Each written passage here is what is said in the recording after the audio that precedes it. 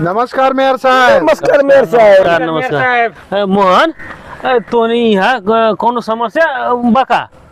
Mayor साहब हमनी को अभी तक ले तलब लेके आई। तलब नहीं गई? हाकिम के बुलाओ था। ठीक बा मेयर साहब, हम जाता नहीं। हाँ जल्दी बुला के ले। नमस्कार मेयर साहब। नमस्कार नमस्कार। कौन बात बाटे मेयर साहब? हाकिम साहब जी मेयर साहब। इ लोग के तलब अभी ले नहीं गई कहता लोग, जी का समस्या बा? सारा कर्मचारी के तो तलब चलिए गइल बा, कहाँ केहू के बाकी बा मेयर साहब? तो इ लोग के कैसे छूट गए? मेयर साहब इ लोग के तो कहियो हम नगरपालिका में काम करत देखबे न करे नी। कैसे दिखाई दी? अपने सवेरे सवेरे जब हमारा घरे आवे नी तो अपने के चाय पिए के देवेला। चाय तो सविता जी देवेली।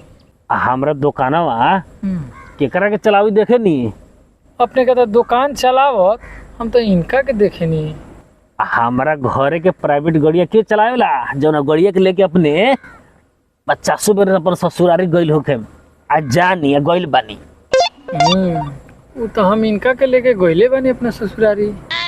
सबके काम करे तो देखला ही बानी, देखते बानी या तब कैसे अपने कह दिले कि हम इ लोग के काम करे नहीं देखले? मेयर साहब अपना खूब बतियाई ने, इ लोग तो अपने के घर के काम करता हैं, तो अपने के नु घर से तलब देवे के चाहिए। अब में नगरपालिका कहाँ से तलब देते महाराज?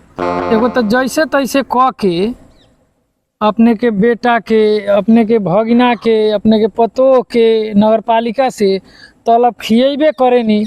अब एहू लोग के तलब नगरपालिका से खियाई, इ कैसे होते महाराज? कैसे होई वो अपने के सोचे के बा। हम जब से मेयर बनल बाड़ी तब से एगो सामान अपन घर से किन नहीं कि सारा नगर पालिका के किन ले बानी। आज वो अपने कही तरह कि घर से तलब खियाओ। हमरा घर के राशन पानी बिजली ये सब नगर पालिका से किना ले किनवाई ले। अपने नया नया आयल बाड़ी उससे अपने हम नहीं कुछ कराई न तो नगर पालिका छोड़ के अपन हम मंत्रालय के लागम चक्कर काटे। ठीक बा, चुपचाप लोग के तलब खियाओ। ना ना मेयर साहब हमरा मंत्रालय नहीं के घूमे के, हम जैसे तैसे कह के आए लोग के हम तलब खियाओ के बंदोबस्त लगाओ तनी, टेंशन मत कइले रहो।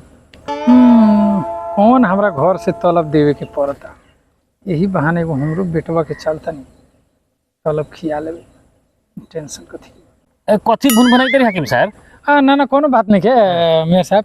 और तलब के तनी हम अपने में हिसाब किताब करते हैं कैसे खियावल जाए। जल्दी तलब खियाओ एकदम ओमे कोनो टेंशन वाला बात नहीं, हम सोच ले लेबे। हाँ हाँ जाए जाओ एकदम सोच लेबे। जल्दी तलब। ला ला ला मेयर साहब। नमस्कार नमस्कार। अब खुश हो गए लोगन? हाकिम साहब अभी तो नहीं तलब खियाई जा लोगन। हाँ लेकिन याद करिए टाइम से तो घर के काम कर लोगन। कब कब बहुत तो नहीं लागल करे कम काम करेला।